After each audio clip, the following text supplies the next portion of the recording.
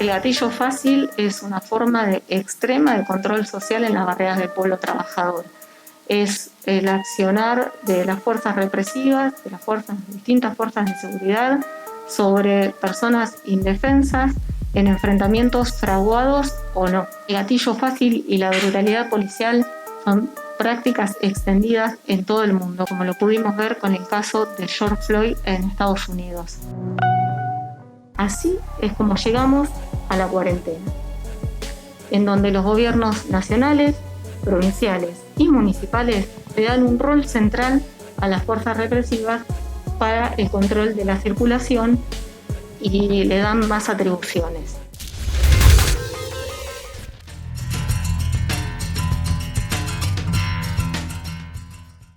Desde que arrancó la cuarentena, la mayoría de los casos de gatillo fácil ocurrieron en la zona sur de Gran Buenos Aires. Desde el Mundo Conurbano hacemos un repaso de los principales hechos que tuvieron lugar en este escenario bonaerense.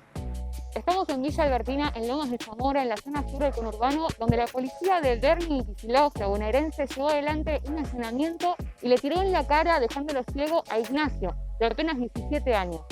Ahora estamos en el municipio de Quilmes, en la avenida Mosconi, entre Islas Malvinas y Tucumán, donde la bonaerense protagonizó otro caso de asesinato por gatillo fácil. Esta vez le sacó la vida a Fernando Leguizamón, un mecánico de 31 años que volvía a su casa por esta avenida con su esposa. No voy a bajar los brazos en esto, hasta esclarecer y que tengan que pagar lo que tienen que pagar. Ahora estamos en el barrio San Mauro, en Berazategui, justamente en la esquina de las calles 114 y avenida Varela, donde Alan Maidana, de solamente 19 años, fue asesinado por un oficial de la Policía Federal. Sus amigos y familiares se movilizaron exigiendo justicia.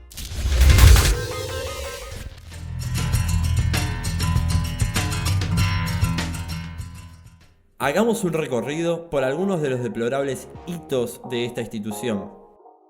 La bonaerense ejecutó miles de desapariciones, asesinatos y robos a las víctimas, y esa escuela mantiene sus lecciones hasta hoy, participando directamente del gran delito: redes de trata, narcotráfico, desarmaderos, piratería del asfalto y varios rubros más.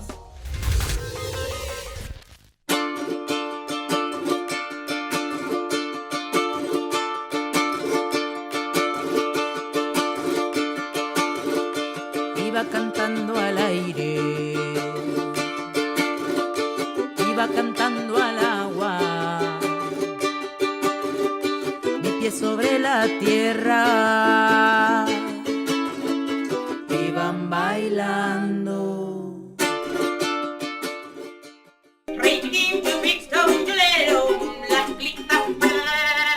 historia de cómo empecé a cantar empezó a los 9 años, cuando mi abuela compró un grabador para mi hermano y para mí, puso un cassette de Tita Merelo. Hay una cosa que siempre está muy careteada y muy maquillada, que es la marginalidad. Mis abuelos, de mis abuelas, que todos tienen un origen humilde. Es que somos de acá, es como... Mejor me pongo un tampón.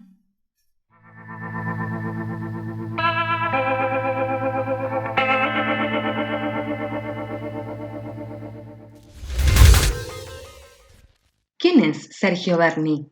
¿Vos cómo te definís? ¿Estás a la derecha o a la izquierda? A la derecha. A la derecha. Hagamos un repaso por la trayectoria de quien el Frente de Todos puso a cargo de las fuerzas de seguridad de la provincia de Buenos Aires. Sergio Berni es médico cirujano. Realizó su residencia en el Ejército Argentino, donde llegó a ser teniente coronel y se retiró recién en el 2016. En la Semana Santa de 1987 fue parte del levantamiento militar Cara Pintada que llevaron adelante los genocidas para conseguir mayor impunidad. Berni protagonizó este nefasto episodio de la historia argentina desde el regimiento de Rospentec, en Santa Cruz. Fue en aquella provincia donde se acercó al entonces gobernador Néstor Kirchner y empezó la profunda relación con el kirchnerismo que dura hasta la actualidad. Con la vicepresidenta hace 32 años que trabajo. Sigue siendo la jefa de mi espacio político. En 1990 fue nombrado como director del hospital de 28 de noviembre, cercano a Río Turbio. 4 años más tarde, y utilizando su profesión de médico, se infiltró en la huelga de los mineros de esa localidad. Fue viceministro de Desarrollo Social bajo el mando de Alicia Kirchner. Desde allí, actuó como negociador durante la toma del Parque Indoamericano, cuando la Policía Federal, comandada por Aníbal Fernández, y la Metropolitana de Macri se unieron para reprimir a las familias que ocuparon el predio.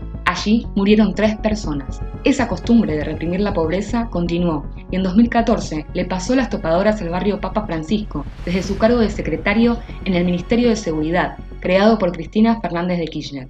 Como relata Carla Lacorte, víctima de gatillo fácil y referente de la lucha por los derechos humanos, en su libro La disciplina de las balas.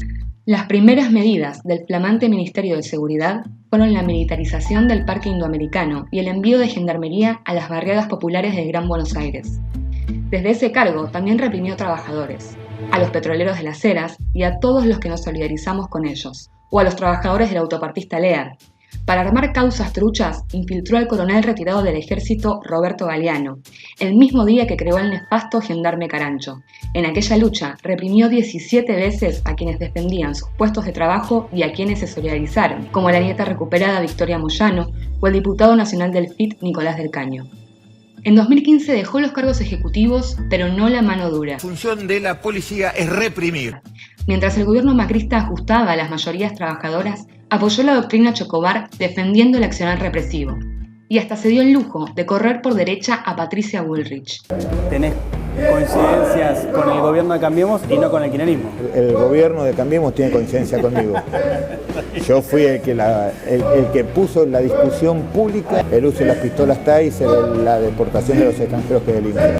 En el gobierno de Alberto Fernández, asumió como secretario de Seguridad de la provincia de Buenos Aires, nombrado por Axel Kicillof, e inauguró la cuarentena con un discurso envalentonando a la bonaerense. En esta fuerza no hay lugar para aquellos que especulen, no hay lugar para los tibios. Esa policía reprimió duramente a los trabajadores del frigorífico Penta, en Quilmes. Claudio de Le Carbonara, diputado provincial por el PTS en el Frente de Izquierda Unidad, realizó un pedido de interpelación al ministro en la legislatura provincial para que dé explicaciones acerca del brutal operativo, pero fue cajoneado. Se convirtió en el vocero, dentro del Frente de Todos, de las fake news promovidas por la derecha sobre la liberación masiva de presos, ninguneando los reclamos de los organismos de derechos humanos. Bernie no es una manzana podrida, es parte de un gobierno que conscientemente le da el poder de apretar el gatillo en el conurbano, donde la crisis sanitaria, social y económica frente a la pandemia se profundiza. En el escenario bonaerense que se viene, ya sabemos cuál será su rol.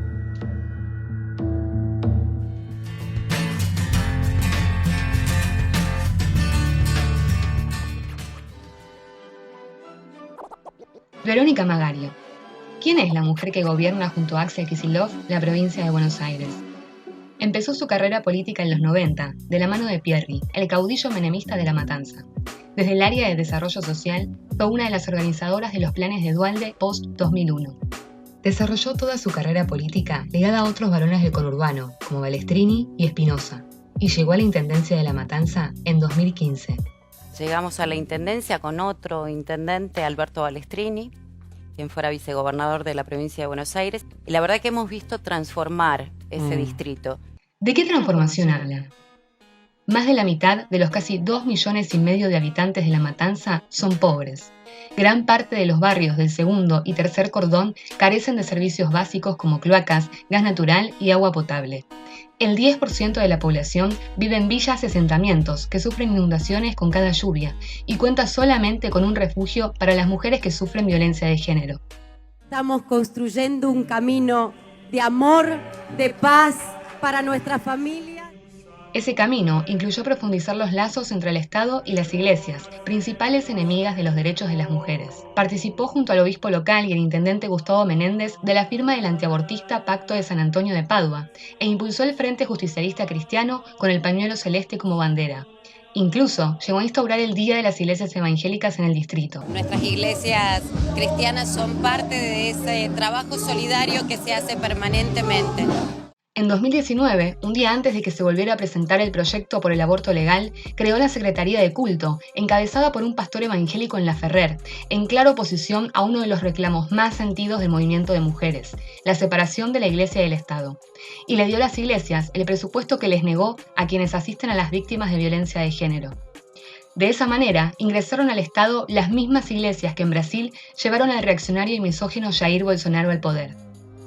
En las escuelas públicas de La Matanza, donde los chicos tienen que usar frazadas en invierno por la falta de calefacción, no repartió estufas, sino copias de un texto del Papa Francisco, violando la laicidad de la escuela.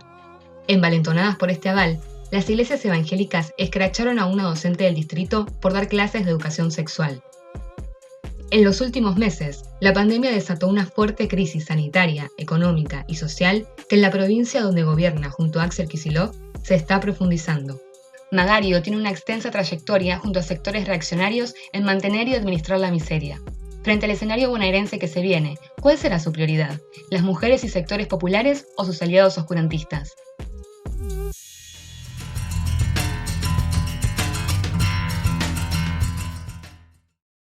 Antonio Caló. ¿Quién es el secretario general de la Unión Obrera Metalúrgica? Hagamos un repaso de su vida. Trabajó en la fábrica Pirelli de Mataderos. A los 18 años tuvo su primer cargo de delegado y a los 33 fue director del Policlínico Central. Asumió la dirección de la UOM en el 2004, un gremio donde priman los contratos precarios. Hoy tiene 250.000 afiliados, sin contar los miles de trabajadores sin registrar. Yo asumí que en la UOM, reemplazando a mi querido amigo y uno de los mejores dirigentes que tuvo después de Bandor, de los compañeros de Lorenzo Miguel. Lorenzo Miguel estuvo ligado a la AAA, que asesinó a 1.500 militantes de izquierda, defensores de los derechos humanos y la oposición obrera antiburocrática. En 2012, Moyano rompió con el gobierno de Cristina y la CGT se dividió. Caló fue parte de la dirección oficialista hasta el 2016. En esos 4 años puso la central sindical a disposición del gobierno, dejando distintos conflictos aislados y avalando techos salariales. Así, se ganó el reconocimiento de levantar decenas de paros. En 2015, llegó a la CGT y la UOM detrás de la campaña de Daniel Scioli. Los trabajadores van a apostar al compañero Scioli, es el único que le da la garantía. Ese año, lo imputaron por lavado de dinero. Según la causa, Caló, junto a otros dirigentes de la UOM, se apropió de $20.000 mensuales provenientes de la aseguradora del gremio. ¿Qué dijo sobre esto? Bien me ensucia porque yo estoy al lado de Scioli y lo quieren seguir a Scioli, bueno. En ese momento, se atrevió a decir que su salario era de 28.000 pesos.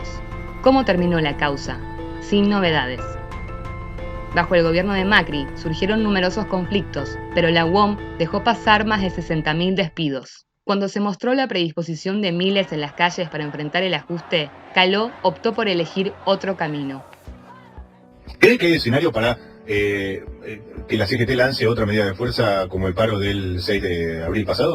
No, yo creo que por ahora no, ahora vienen lesiones, en octubre tenemos lesiones, vamos a buscarnos a trabajar para la unidad del peronismo. En el 2018 se plantaron los y las trabajadoras de SIAM contra los despidos y la discriminación, lograron reincorporaciones y frenaron los ataques. Caló, otra vez ausente. De esa manera se convirtió en un sostén del gobierno de Macri. Nosotros estamos acompañando desde que ganó Macri, lo estamos acompañando, no le hicimos ninguna oposición. Incluso llegó a decir: Si yo fuese el presidente de la nación, que me estoy diciendo, llamaría a la CGT y le agradecería la colaboración que le hizo en estos 4 años, que no le hizo ningún movimiento raro. Fiel al oficialismo de cualquier color, se apresuró a brindarle apoyo político al nuevo presidente. ¿Le parece que le va a dar tregua al nuevo gobierno, que lo votamos nosotros? Y llegó a justificar el ataque a los salarios. Los abatidos pasó de moda, los abatidos pasó de moda. Desde que arrancó la pandemia, fue de los primeros en imponer rebajas salariales. Y le dio la espalda a trabajadores como los de Gotán, que pelean por sus puestos de trabajo. La historia de Caló es la de los burócratas que utilizan los sindicatos para su propio beneficio. Frente a la profundización de la crisis económica que se viene, podemos anticipar qué intereses defenderá.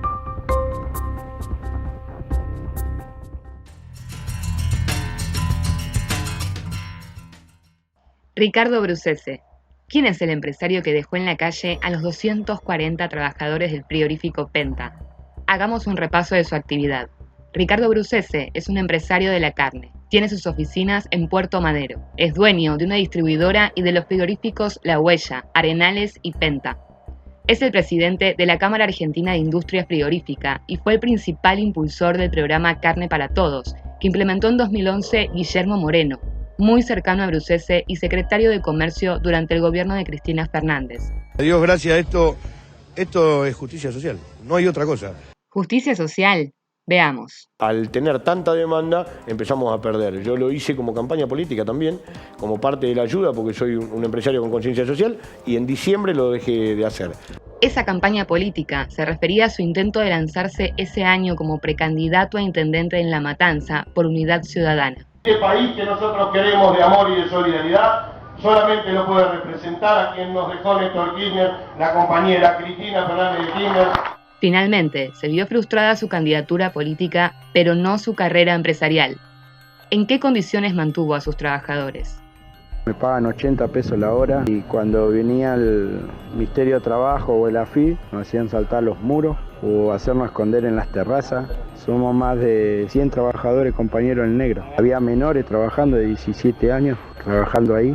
El 18 de marzo, en el medio de la pandemia, Brucese decidió cerrar las puertas del frigorífico Penta realizando un lockout patronal ilegal y adeudando los salarios de sus 240 trabajadores. Soy un empresario con conciencia social. Poniendo un cartel en la planta que no hay trabajo por falta de animales. Siendo que tiene dos plantas más que llevan los animales para otro lado.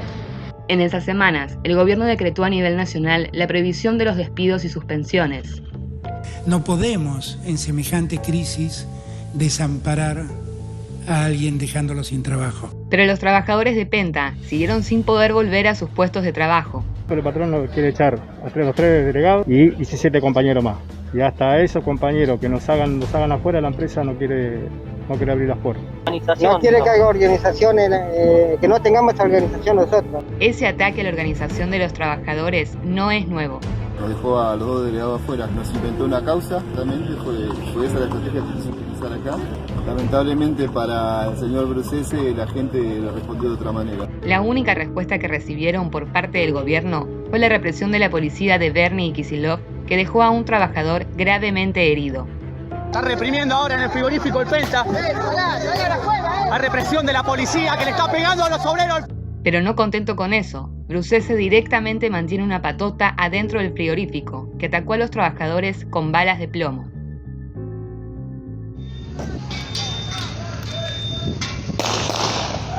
Lamentablemente el empresario sigue respondiendo con las balas. Voy a ser duro también con los que despiden gente. Brucese pareciera que tuviera más poder que el mismo presidente, porque hace lo que él quiere. ¿Cómo está pasando esto y cómo el gobierno deja que suceda esto? Los trabajadores del frigorífico Penta llevan más de 100 días de lucha, exigiendo el pago deudado de sus sueldos y peleando por sus puestos de trabajo. Ricardo Brucese demostró ser un empresario amigo del poder, con una larga trayectoria antisindical y protegido por el gobierno, que en el medio de la pandemia le permite dejar en la calle a 240 familias. En este escenario bonaerense ya sabemos quién es uno de los principales enemigos de las y los trabajadores.